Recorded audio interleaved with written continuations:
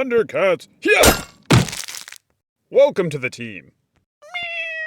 Welcome to the world of Mime Over Matter, and we've got our second installation of the Masters of the Universe Thundercats. We have our Lion-O who helped us open, and now we have our Battle Cat Man, taken from Battle Cat slash Cringer from Masters of the Universe. In my opinion, this is the greatest combination crossover figure from Masters of the Universe and Thundercats because it takes a He-Man character and turns him into a Thundercat Cringer Battle Cat. This is perfection. This is the perfect mix of the worlds where I like the Lion-O figure, but it's still a Lion-O figure. He's just cool, accessorized in Master of the Universe. This is a complete redesign of a character. It makes him more humanistic and fantastic. And we've got our box here with incredible artwork. We've got some accessories in there. We've got some even cooler artwork on the back. Now there's Battle Catman staring. I guess he's no longer Cowardly Cringer. And then there's the other ones on the line. And they've already announced Wave 2, which hopefully will start hitting the shelves soon. And we cannot wait to get those. It's got He-Man, a Tigra, and a Panthro.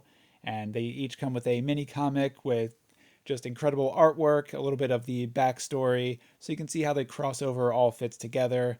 And these figures are incredible. If you like the Mattel Masters of the Universe figures or the Turtles of Grayskull figures, you're going to love these. From an articulation, from a quality, from an accessory standpoint, the designs of these are just perfection.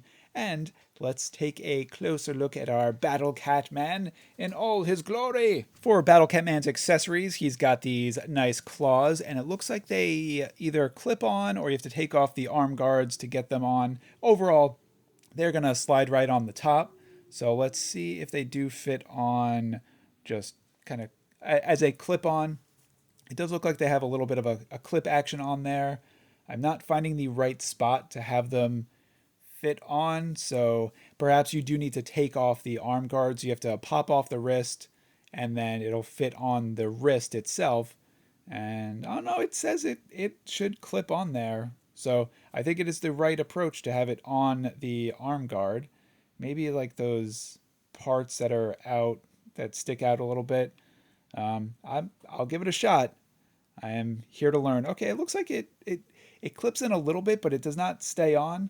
So I will perhaps I will try taking off his hand and just seeing how that works. So this is like maybe it just clips onto the wrist of the forearm.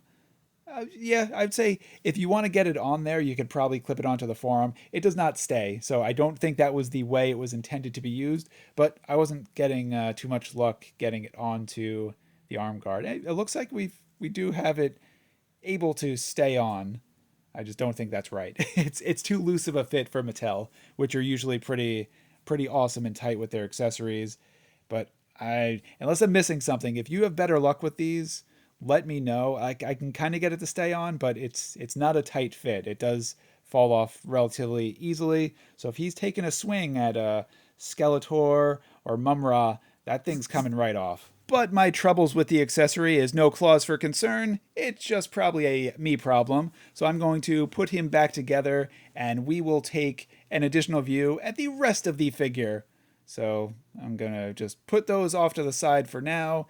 And he also comes with a pretty cool helmet so that he is protected. That is very Battle Cat-esque on top of the very Thundercats looking face where they took him and they turned him into a humanoid type figure. So, like I said before, this is the perfect combination of Master of the Universe and Thundercats. He's got the Thundercats He-Man kind of chest plate belt sash on, which is a different design than Lion-O's, which is awesome. You got these two figures standing side by side.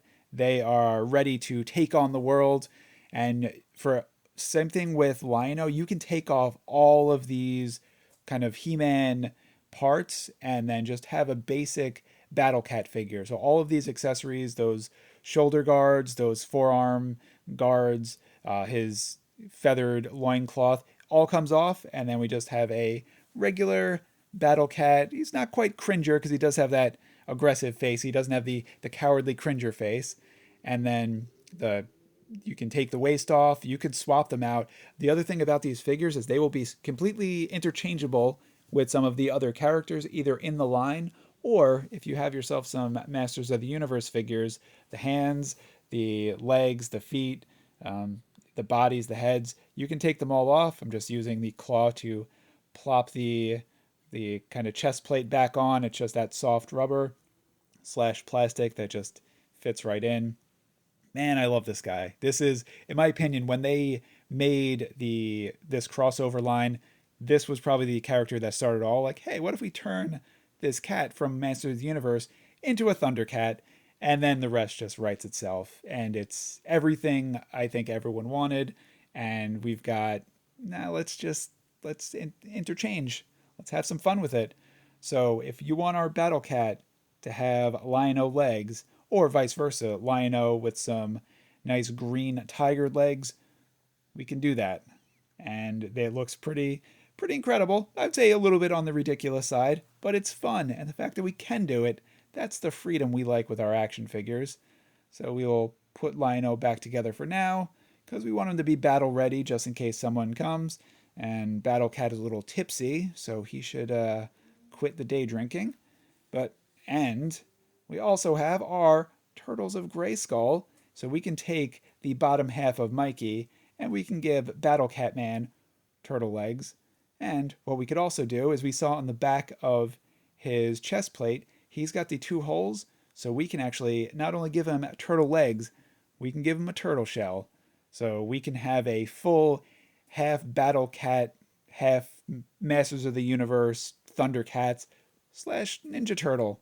So just a lot of fun. I just wanted to show that all of these figures from Mattel are just completely interchangeable. I've got just body parts everywhere. It looks like a massacre, but we will put them all back together and have them in proper order before we continue with the review because we're not savages.